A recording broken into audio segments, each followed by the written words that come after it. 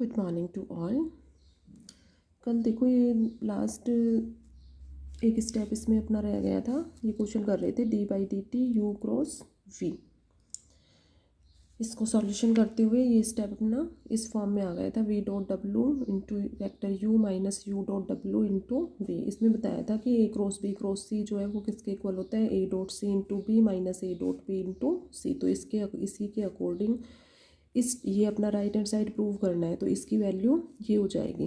तो A dot B equal to B dot A, ठीक है। तो ये डब्लू डॉट बी से रिप्रेजेंट कर सकते हो, और ये वेक्टर यू कर भी लिया होगा सभी ने अब तो इसको कंप्लीट। कल मोबाइल में कुछ प्रॉब्लम होने की वजह से लास्ट कंप्लीट नहीं कर पाए थे। W dot U dot vector V, ठीक है। अब देखो ये स्टेप आ गया अपना W dot V minus U minus W dot U dot V. तो इसमें यहाँ रीजन दे सकते हो कि since A cross C equal to इस रीजन को यहाँ ब्रैकेट में दे देना, ठीक है, इन दोनों टर्म्स को। ये है ही आप लोगों के पास वीडियो में, इसमें इंक्लूड हो गया। तो since A cross C equal to this, so this equal to this term and A dot B equal to B dot A. और फिर इसको रिप्रेजेंट करोगे vector W cross vector U, ये राइट हैंड साइड, या इसको complete यहाँ तक solve करते हुए यहाँ रीजन दे देना, ठीक है। या जितना कहाँ तक ये अपना यहाँ तक सॉल्व हो गया था, तो यहाँ भी इसको रीजन को दे सकते हो कि since A cross C equal to this, तो दिस ये टर्म इसके इक्वल होगा, और ये फिर इसके अकॉर्डिंग इसको इस फॉर्म में चेंज कर लो और इसको इससे रिप्रेजेंट कर दो, ठीक है। क्लियर हो गया होगा आप सभी को। और अपने आप इनको करोगे तब ये और अच्छे से क्लियर होंगे कि किस तरह से इंडिसेज को लिया है, इंडेक्स नोटेशन में कैसे रिप्रेजेंट किया है, कैसे क्रोनिकल डेल्टा को इसमें 1 किया है। तो इसके अकॉर्डिंग अब मेन जो आइडेंटिटीज़ हैं वो सभी मैंने इसमें प्रूव करवा दी है, एग्जांपल्स और क्वेश्चंस में जो आइडेंटिटी गिवन है सभी सॉल्व करवा दिया एक एक मैंने, ठीक है। अब कुछ इसमें नेक्स्ट टॉपिक है, एक तो डिफाइन करेंगे लाइन इंटीग्रल को, नेक्स्ट गोस डाइवर्जेंस थ्योरम है, स्टोक्स थ्योरम के 2 पार्ट्स हैं इसमें, ठीक है। तो ये छोटे छोटे कंसेप्ट्स हैं, डेरिवेशन है छोटे छोटे इसमें, तो ये अपने को नेक्स्ट इनको डिस्कस करेंगे। फिर इसके जो एग्जांपल्स रहे हैं उनको डिस्कस करेंगे। सबसे फर्स्ट डिफाइन करेंगे लाइन इंटीग्रल। तो ये डेफिनेशंस हैं, एज इट इज़ लर्न करनी है इनको। लाइन इंटीग्रल शॉर्ट क्वेश्चंस में डेफिनेशन पूछ सकते हैं। Define line integral, let A R S T which is the function of y1 y2 y3, A R S T be the tensor function of position, then the line integral of this function are defined as integration of a r s t and so on। n order का function है ये,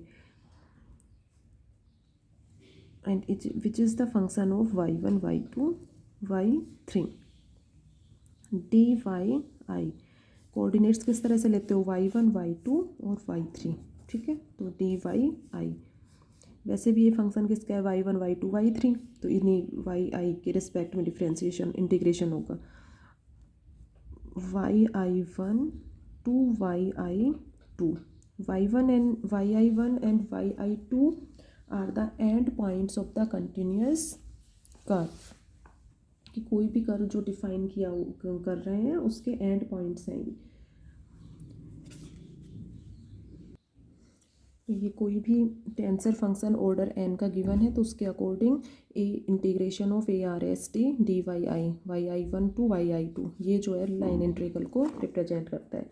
यहाँ ये दोनों clear कर दिया, A R S T y1 y2 y3 the tensor function of order n which is continuous with in the region r। जैसे ये कोई भी रीजन r है, तो इसमें ये कोई भी फंक्शन है ए R S T which is the function of y1 y2 y3 which is continuous within the region R, and y1 yi1 and yi2 are the end points of a continuous curve in region R. तो definition है, short question में पूछ सकते हैं कि line integral को किस तरह डिफाइन करेंगे, तो वो पूरा डेफिनेशन दोगे। ARST यदि इसके स्पेस पे AI लें, ठीक है, तो उसके अकॉर्डिंग लाइन इंटीग्रल की डेफिनेशन क्या हो जाएगी, integration of yi1 to yi2 AI dy। Okay, y1 y2 and y3 with the coordinate axis and suppose R be the region, इसी में ले लो ये कोई भी क्लोज्ड कर्व C है, C be a closed curve with in region R, region R के अंदर कोई भी क्लोज्ड कर्व C है, इसमें ये कोई भी सपोज सरफेस एलिमेंट ds है, ये सरफेस S हो गया, इसका कोई भी एलिमेंट ले लिया ds, और ये यूनिट नॉर्मल वेक्टर को रिप्रेजेंट कर रहे हैं, वेक्टर n और n cap with the unit normal vector in outward direction, ये आउटवर्ड डायरेक्शन हो गई, इनवर्ड इधर ये डायरेक्शन होगी, ठीक है, बाहर की तरफ डायरेक्शन है। अब देखो नेक्स्ट सबसे फर्स्ट इम्पोर्टेंट टॉपिक यहाँ पर है अपना गॉस डाइवर्जेंस थ्योरम, कि इसका स्टेटमेंट क्या होगा, Gauss divergence theorem.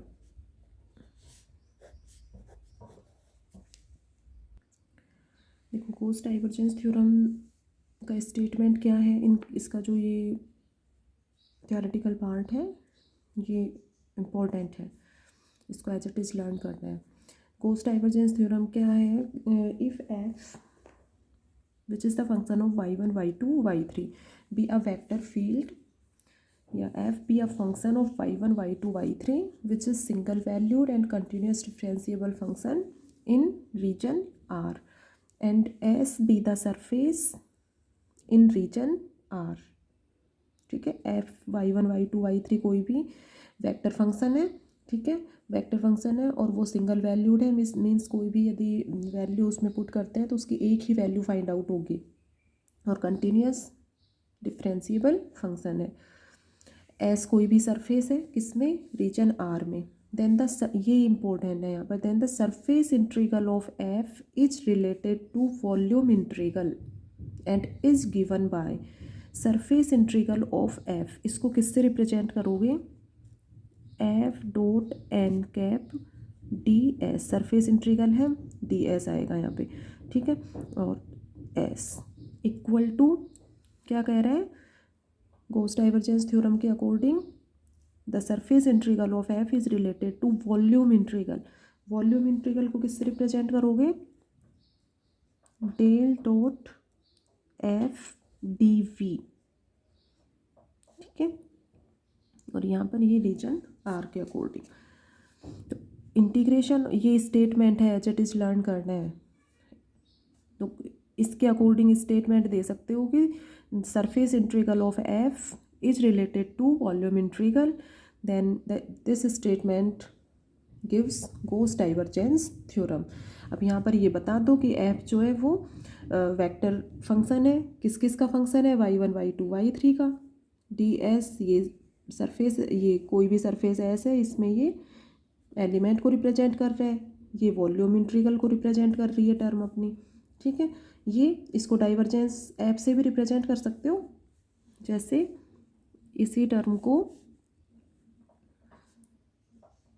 Divergence F D V, divergence A क्या होता है, डेल डॉट ए, तो divergence F del dot F, तो डेल डॉट एफ या डाइवर्जेंस एफ एक ही बात है, ओके। इसी को इंडेक्स नोटेशन में रिप्रेजेंट कर सकते हो, इसी टर्म को क्या वैल्यू हो जाएगी, एफ डॉट एन कैप है, जैसे ए डॉट बी होता है तो ए आई एन आई, तो ये हो जाएगा एफ आई एन आई, इसका वैल्यू क्या होगी, del dot A I comma I होता है तो ये एफ आई कोमा आई, तो इस दोनों टर्म्स को इंडेक्स नोटेशन में भी रिप्रेजेंट कर सकते हो। In index notation integration of FINIDS equal to FI,I तो इसका जो स्टेटमेंट है ये इन दोनों फॉर्म्स में लर्न होना चाहिए। क्वेश्चंस में सीधे इस टर्म को लेंगे और उस क्वेश्चंस को सॉल्व करोगे। नेक्स्ट ग्रीन थ्योरम आती है अपनी। ग्रीन थ्योरम से पहले चलो पहले ग्रीन थ्योरम को कंप्लीट कराते हैं। इस इक्वेशन के नेक्स्ट यहाँ एन कैप को भी डिफाइन करोगे। N cap is a unit vector, यहाँ नोट करना है इसको, ठीक है। फिर इसको इंडेक्स नोटेशन में रिप्रेजेंट करना। N cap is the unit vector whose direction is outward to a small differential element along to the surface S. क्या कह रहे हैं यहाँ पे? N cap is unit normal vector whose direction is outward to a small differential element ds of surface S which is enclosed by curve C। ठीक है, तो ये जो लैंग्वेज है इसको एज इट इज़ रखना है। बाकी ये सिंपल है, सभी पहले रीड करा हुआ है सभी ने टेंस उसमें वेक्टर कैलकुलस में, ठीक है। उसमें भी Gauss divergence theorem, Stokes theorem, Green's theorem, ये सब अपना आया हुआ है पहले।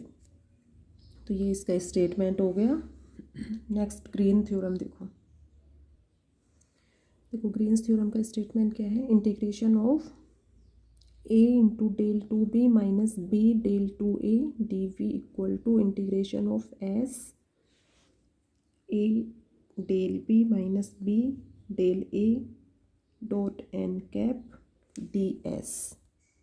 ये सरफेस एलिमेंट को रिप्रेजेंट कर रहा है और ये वॉल्यूम इंटीग्रल को रिप्रेजेंट कर रहा है। वॉल्यूम इंटीग्रल जो है वो रीजन आर के अकॉर्डिंग डिफाइन होता है। जैसे ये वॉल्यूम इंटीग्रल है, यहाँ पर ये मेनली जो रीजन है अपना उसके अकॉर्डिंग इसको डिफाइन करते हैं। सरफेस इंटीग्रल है उसको फिर एस के अकॉर्डिंग डिफाइन करते हो।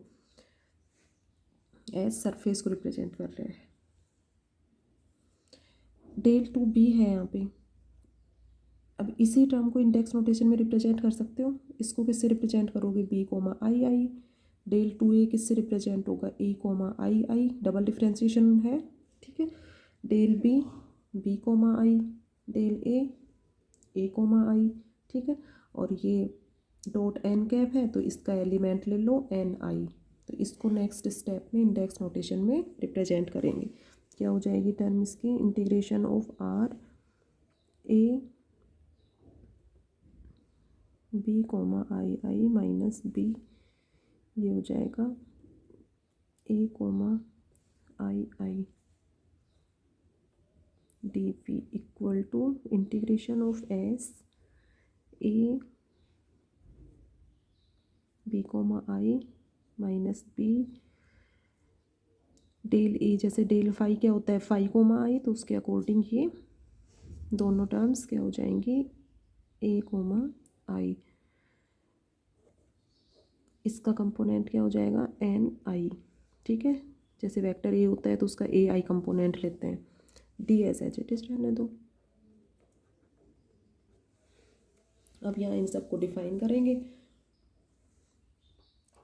देखो यहाँ पर ए ये वैसे इनटू वैसे है, ये इसके बीच में डॉट नहीं लगाना है, ठीक है। डॉट प्रोडक्ट को रिप्रेजेंट करता है तो सिंपल लेना है इसको यहाँ रिप्रेजेंट मत करना। सिंपल ए इस तरह से लेना है इसको, A del B minus B del A. और ये ए और बी पर नहीं है, ये इन पर है। ये स्केलर्स हैं ए और बी, ठीक है। तो ये इस फॉर्म में ये इनटू को नहीं रिप्रेजेंट करना चाहिए, ठीक है। ये यहाँ पे ठीक है ए और ये बी कोमा आई, बी स्केलर है ए बी स्केलर है, तो क्लियर होना चाहिए। अब नेक्स्ट यहाँ पर क्या क्या टर्म्स आई हैं इनमें उनको डिफाइन करेंगे। तो A and B are two scalar fields that are continuous with continuous derivative in region R. कि ए और बी जो है वो स्केलर्स हैं यहाँ पर जो कि कंटिन्यूस हैं और कंटिन्यूस डिफरेंशिएबल फंक्शन है यहाँ पर। S be the surface enclosed by the region R, and n cap is unit outward normal vector to the small differential element ds on surface S। ठीक है, तो सिंपल है ये सभी, अपना पहले भी एक्सप्लेन कर दिया।